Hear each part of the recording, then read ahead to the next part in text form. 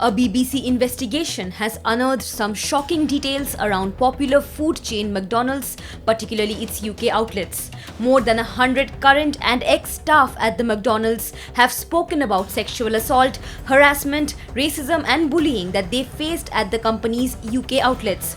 Responding to the claims, the chair of the Business and Trade Committee said that McDonald's should terminate franchise deals if branches are not following labour law.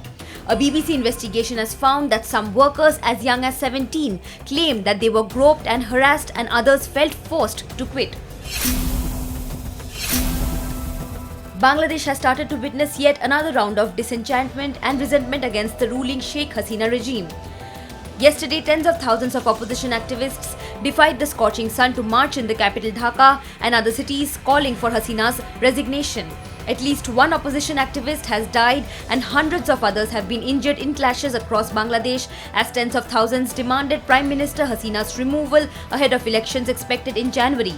The opposition and rights groups have criticized the Hasina government for cracking down on anti-government protests. In Dhaka, activists and supporters from different parts of the city joined the march that stretched for nearly 13 kilometers, bringing traffic at different points to a standstill for hours on a busy weekday. North Korea is reported to have detained a serving US Army soldier. Reports said that the soldier crossed the heavily fortified border from South Korea without permission.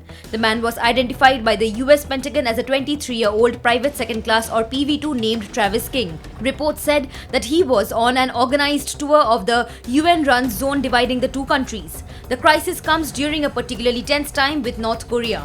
A senior US commander said that there had been no contact with the soldier. It is unclear if the soldier has defected to North Korea or hopes to return.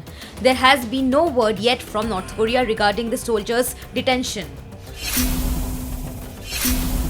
In Kenya, hundreds of protesters hurled rocks at police in Nairobi as the opposition began 3 days of demonstrations against rising living costs and tax hikes. Protesters burned tires in the Kibera neighborhood following a critical place for standoffs with security forces. There have been reports of police firing tear gas canisters at protesters around Nairobi. Police have also arrested suspected protesters in Homa Bay in the west of the country.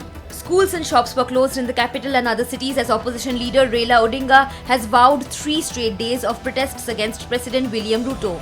The fresh anti-government protests in Kenya are happening despite the government warning it would not tolerate further unrest after earlier demonstrations turned violent. National security agencies have deployed all available resources to maintain law and order.